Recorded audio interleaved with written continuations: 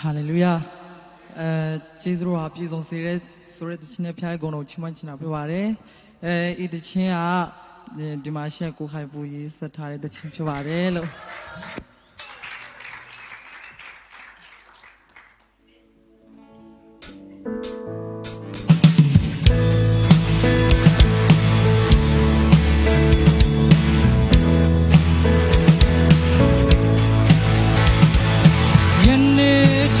ရှင်နိုင်တာကိုရောကျေးဇူးတော်ပဲ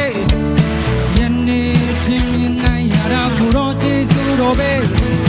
ယနေ့ထိချမ်းမစွာနေနိုင်တာကျေးဇူးတော်ပဲရာအလုံးဟာကျေးဇူးတော်ကြောင့်ပဲယနေ့ထင်စားခွင့်ရတာကိုရောကျေးဇူးတော်ပဲယနေ့ထိသွားလာနိုင်တာကိုရောကျေးဇူးတော်ပဲ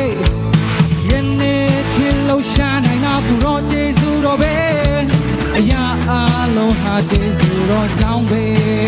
ကျေးဇူးတော်ဟာဘာနဲ့မှမလဲနိုင်ဘူးကျေးဇူးတော်ဟာချီးမွမ်းလို့မဆုံးနိုင်ဘူးကျေးဇူးတော်ရာအလုံးပြည့်စုံစေတယ်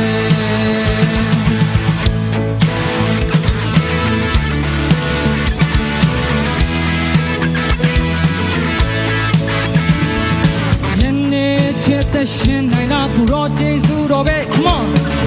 နေทีမြင်နိုင်ရတာကိုရောကျေးဇူးတော်ပဲယနေ့ဒီချမ်းမစွာနေနိုင်တာကျေးဇူးတော်ပဲအရာအလုံးဟာကျေးဇူးတော်ကြောင့်ပဲယနေ့ဒီစားခွင့်ရတာကိုရောကျေးဇူးတော်ပဲ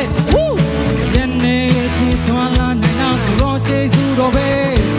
ယနေ့ဒီလှူရှာနိုင်တာကိုရောကျေးဇူးတော်ပဲ